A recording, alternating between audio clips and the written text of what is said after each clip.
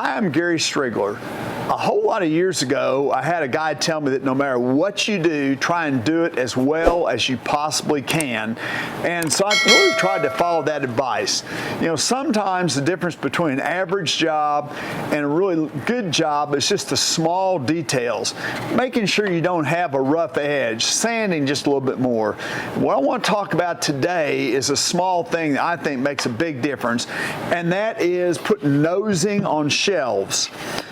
I don't like to use iron-on veneer tape, although I occasionally do. You know, what we're talking about is just covering up this edge of the plywood, because almost all the shelves we make are going to be either out of plywood or MDF. And some of the things I'm going to share today would work on a nosing a piece of MDF too. But for me, I want to get what's really as close to perfect, I would never say perfect, but that joint between this piece of wood and that plywood will make it look like it almost grew that way.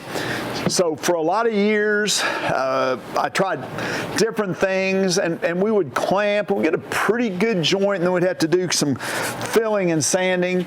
Recently, I changed the way I've been doing things a little bit, and that is I run the edge of my piece of plywood past this router bit. This is the Collins Plywood Prep router bit, and it's actually been around for a long time. Whenever you feel a piece of plywood, like when I'm feeling this right now, those inner cores of this piece of plywood are actually sticking out past the veneer. I mean, what I want to do is make good contact with the veneer so that joint between the veneer and the wood is seamless. But if these inner cores are sticking out, that's really hard to do.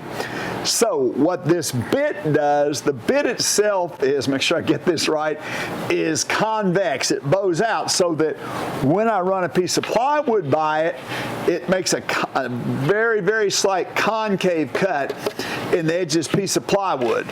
Now, you know, if you've watched very many of my videos, you know that I don't do very much with a router table, but in this instance, I kind of made a homemade router table because I think this is a setup that's best done on a router table. You could make a jig. If you've seen any of the cabinet making of the videos I've done where I use a long jig, you could make a long jig and clamp, you know, just clamp it to the edge of this and use that jig as a guide, but I think this is the better way to do it. Anyway, so because I don't have a lot of router tables, I just kind of put together this pretty economical one.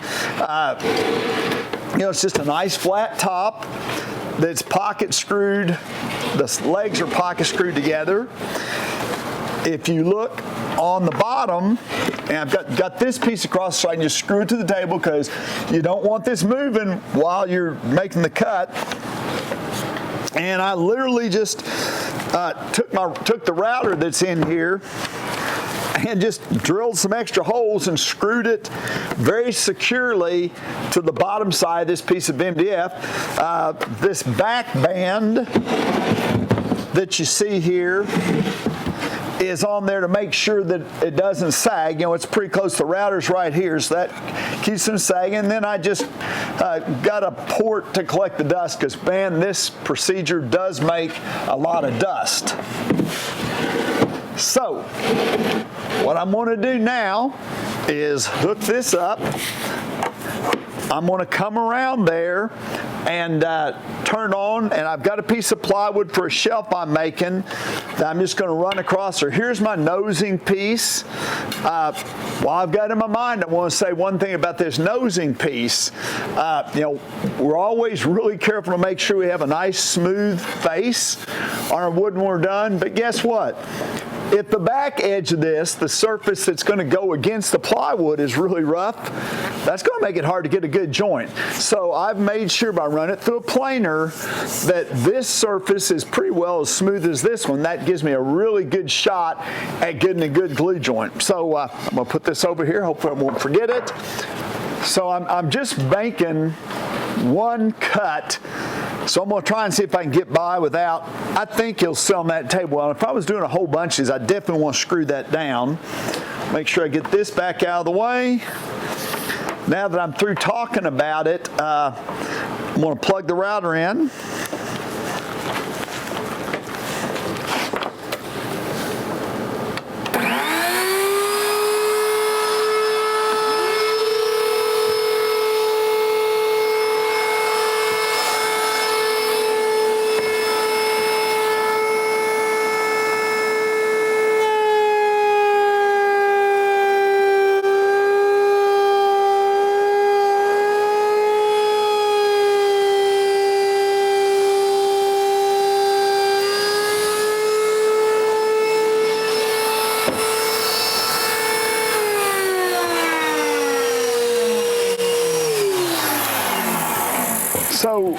that concave cut is so slight that you really can't even see it, but you can feel it. It's just got a little bit of a concave, and this edge is now kind of sharp. I'm going to backtrack for just a second, just in case some of y'all are maybe thinking about doing a little router table like this. Really the only, first of all, if you put in a regular router table, you can just adjust your fence back. What I'd normally do is I'd have this fence is set to where it's taken off maybe about between a 16th and a 32nd, and then this fence just has to be forward enough so that after we've removed the material, this lines up with what's left of the piece of plywood. The way I made this homemade one is, if I unplug, oops, I'm going to unplug this before I go any further. My goodness, there we go. In essence, I turned that wing of that cutter out, slid a piece of material over against it, and just measured from here to where that piece was lined up with this edge, put a pencil mark on the back side, and literally if it's a good thick pencil mark, that's about what you need to take off. Then I screwed this fence down, lined up with that pencil mark, take about 32nd off, took a piece of material and ran it through, a good long piece of material, till I was still in contact here, but had the material run out to here. Turned the machine off, slide the fence against the edge of the material that was already gone and screwed it down. Then this is just pocket screwed down for the dust collection. But anyway, it's not a fancy thing at all, but for me, because once I got this set up, I don't want to change it, so I think could be a good idea. If you've got just one router table, you probably want to build something like this so that you're not taking your setup apart. I can just put this somewhere in my shop and never have to worry about it. Okay. And who knows, maybe sometime we'll do a video on making the poor boy homemade router table. One thing I wanted to mention too is that also works very well for the side of a cabinet. If that was going to be a cabinet side and I was going to have a stain grade cabinet, I needed a flush edge, that'll give you a great joint between the side of a cabinet and the back of the face frame. Okay, so I don't try to get this perfectly flat. As a matter of fact, if you can see this piece of wood, this edge has been run through a planer, really clean. This edge is still rough. I want to attach it to my piece of plywood with that rough edge up. And I'm just trying to leave, actually this piece is a little bit long, so I may need to trim it. About a saw blade long. So, by the way, if you're making adjustable shelves, the last thing you want is this edge hanging out, because when you try and drop the shelf in place, that's going to hit. As a matter of fact, sometimes I make them a little bit short because they're never really seen behind a face frame. Anyway, so I need to spin around, cut almost maybe 3/16 off this, and we're going to pick this right back up.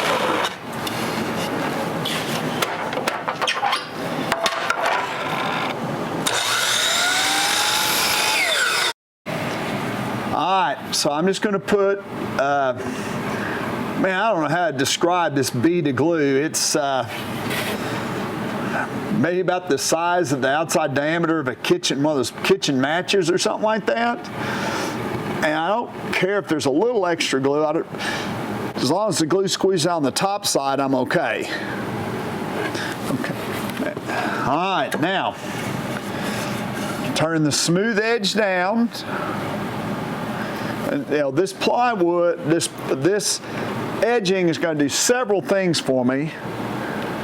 I'm going to tack this on with a headless pin. I made sure I put that headless pin down at least in the middle, maybe a little bit lower, because when I run a router bit over that, I'd rather not be routing the headless pin.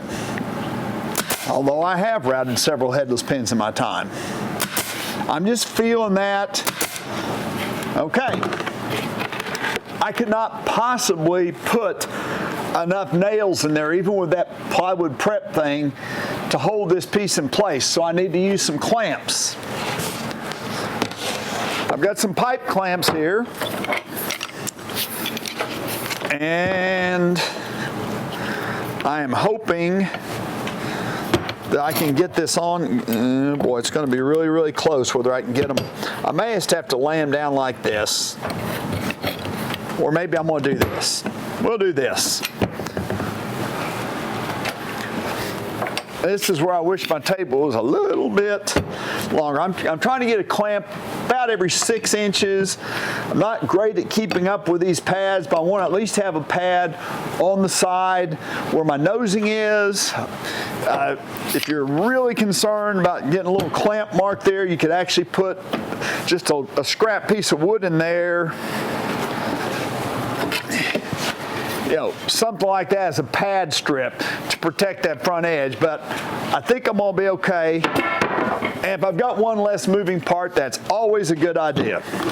Now here comes the kind of, I'm not gonna say tricky part, but I usually clamp this upside down. Don't have to, but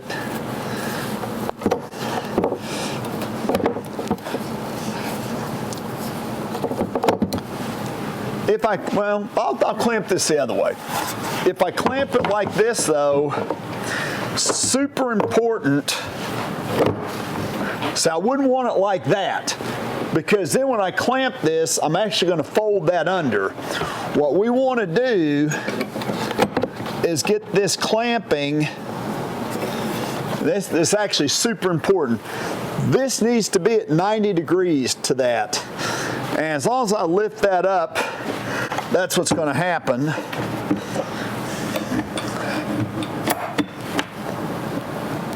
As I'm clamping, I'm actually seeing a little bit of glue squeezing out the top.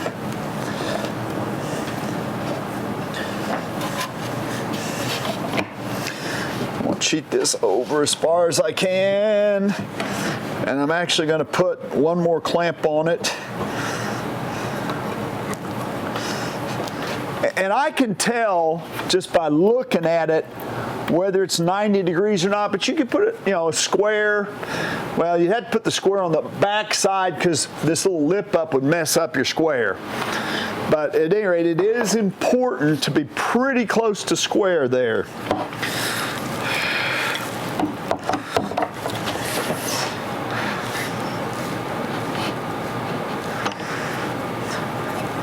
Okay, so I've got, you know, a little bit of glue squeeze out everywhere. I'm not like just forcing those clamps, but they're pretty snug. I'm going to set this aside, and it takes probably at least a half an hour for that glue to set up, and you know, most of the time. Now, here's one that I did yesterday. Don't need this nailer now. Or the glue.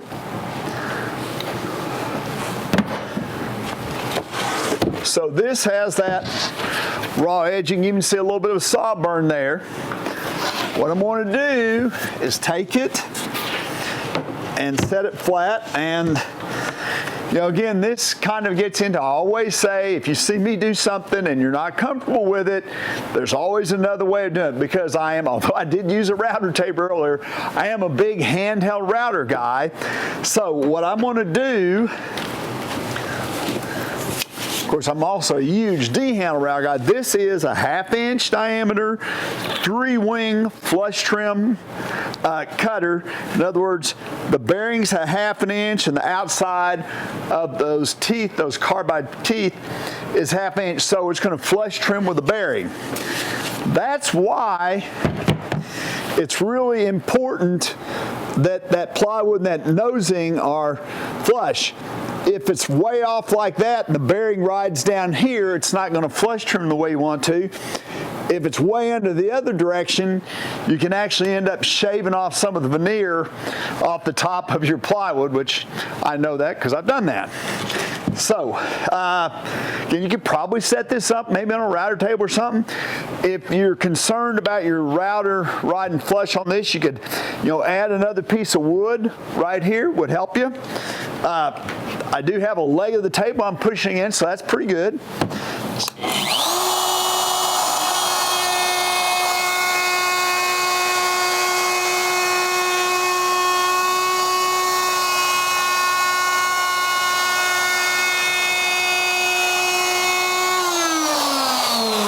Now I'm stopping here at the end because I want to flip this up and hopefully you'll be able to see kind of what I'm doing, the difference.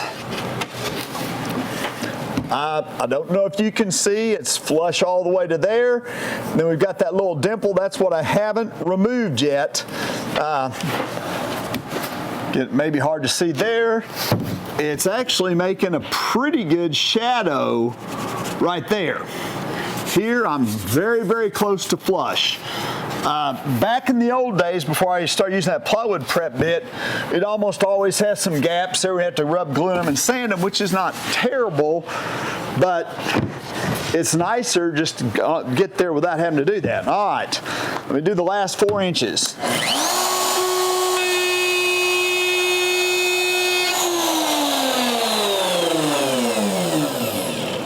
Now, while I've got it here, I kind of like, this is just a, a 1/4 inch radius bit.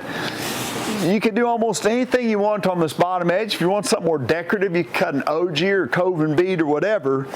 But on this bottom edge, I'm just using a little bit of a round over.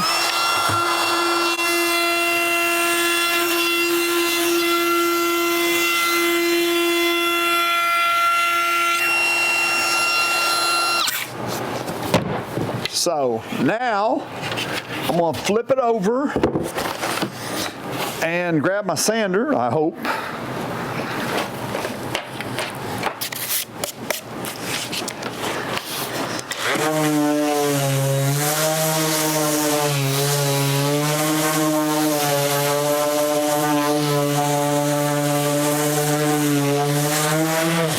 So that's literally all the sanding I need to do to get that really, I cannot feel where that joint is.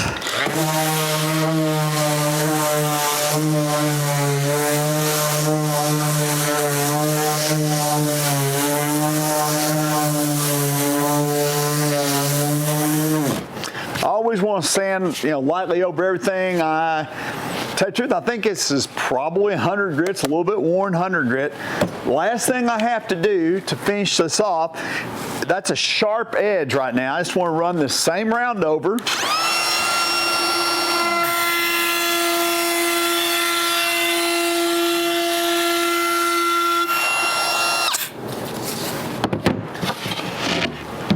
And here we've got a nearly perfect shelf.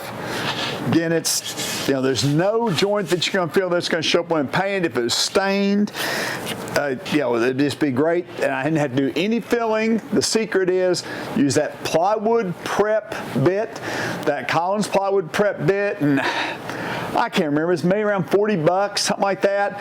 But I'm going to tell you, if I make very many shelves, I'm going to save more than that in time if my time's worth anything. And you can use it on the side of a cabinet too, don't forget that. The other secret is clamp about every 6 inches or so, and you're going to get nearly flawless shelves like this.